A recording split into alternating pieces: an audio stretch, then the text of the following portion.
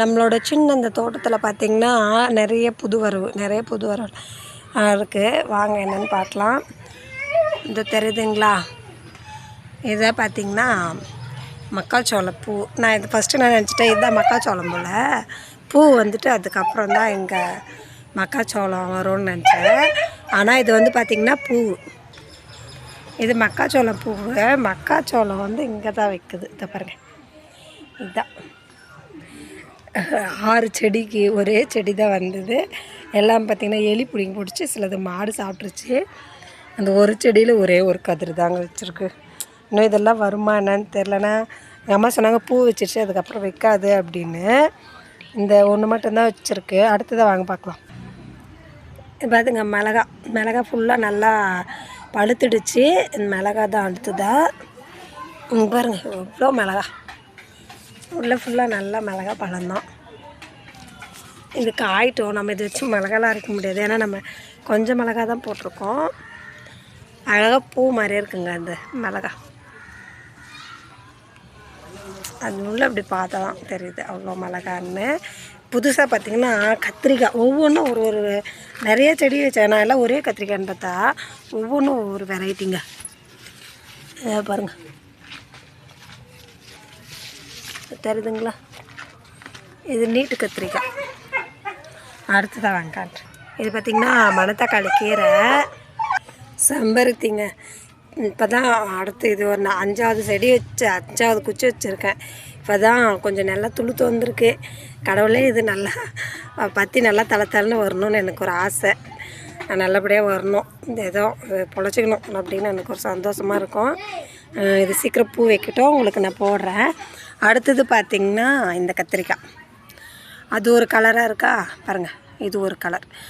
அது ஒன்று, இது ஒன்று. இன்னொரு கலர் காட்டுறாங்க. இது ஒன்று. இது வந்து நல்லா குண்டாக வருதுங்க, பெருசாக. அது நல்லா நீளமாக இருக்குது பாருங்கள். இந்த கத்திரிக்காய் பார்த்திங்கன்னா நீளமாக இருக்குது. இது கொஞ்சம் இதுவும் நீளமாக தான் இருக்குது. இது பச்சை கலர் கலந்து வருது. இது ஃபுல்லாக இதே கலர் தான். இது ஃபுல்லாக இதே கலர் தான், ஆனால் குண்டாக நல்லா பெருசாக வருது. இப்போ இன்னும் ஒன்று வந்து காய்க்காமே இருக்குது. அது என்ன கத்திரிக்காய் வரப்போகுதுன்னு தெரியல. 3 வகை கத்திரிக்காய் இருக்குது இப்போ வரைக்கும். இது பார்த்திங்கன்னா சுண்டைக்காய். இது பால் சுண்டை, இன்னும் கசப்பு சுண்டை கிடையாது. நிறைய வச்சுருக்கு பாருங்கள், கொத்து கொத்தாக வந்திருக்கு. ஒவ்வொன்றுலேயும் காய் தான். நான் நிறைய பூ வச்சது காயே வரலான்னு நினச்சேன். செம்மையாக வந்திருக்கு. இது நம்ம பச்சை சுண்டைக்காய் குழம்பு வைக்கலாம். ஆனால் எனக்கு பச்சை சுண்டைக்காயோட வத்தல் போட்டு குழம்பு வைக்கிறதா, சுண்டை வத்தல் குழம்பு சொல்லுவாங்களா, அதுதான் நல்லாயிருக்கும். நல்லாயிருக்கும் இல்லை, அதுதான் எனக்கு வைக்க தெரியும், அதான் பிடிக்கும். பச்சை சுண்டைக்காய் எப்படி செய்கிறதுன்னு தெரியாது. செம்மையாக இருக்குது பாருங்கள், எவ்வளோ சுண்டைக்காய் பாருங்கள். இது பார்த்திங்கன்னா ஒரு 4-5 கிலோவுக்கு தேரும் பாருங்கள். ஃபுல்லாக காய் தான், நிறைய காய். இதெல்லாம் காய் தான். 2 கிலோ 3 கிலோ இங்கே பாருங்கள். ஆமாம், 2 கிலோ 3 கிலோ மேலே தான் வரும். ஆமாம், இது இன்னும் காய் பாருங்கள். இதெல்லாம் பிஞ்சுங்க. இதெல்லாம் பெருசாகிடுச்சுன்னா நல்லா பெருசாக வருங்க. இது 1 2 3 4 இது பாருங்கள். இதுக்கு 5 லைன். ரொம்ப நிறையா ஒரு காய் ஃபுல்லாக, செடி ஃபுல்லாக காய் தான்.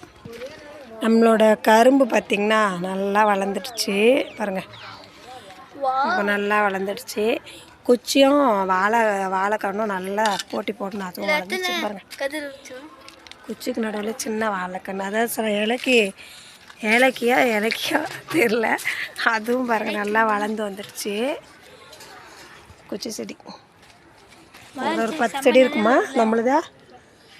நான் போன டைம் 2 செடி வச்சோம். 2 செடிக்கு 5 கிலோ 10 கிலோ கிழங்கு கிடச்சிது. இப்போ இது 10 செடிக்கு மேலே இருக்குது. பார்க்கலாம் எவ்வளோ கிழங்கு கிடைக்கிதுன்னு பார்க்கலாம். நம்ம மறுபடியும் அடுத்த வீடியோவில் பார்க்கலாம் ஃப்ரெண்ட்ஸ். இந்த விளாக் பிடிச்சிருந்தா நம்ம வீட்டு சேனலுக்கு சப்போர்ட் பண்ணுங்கள்.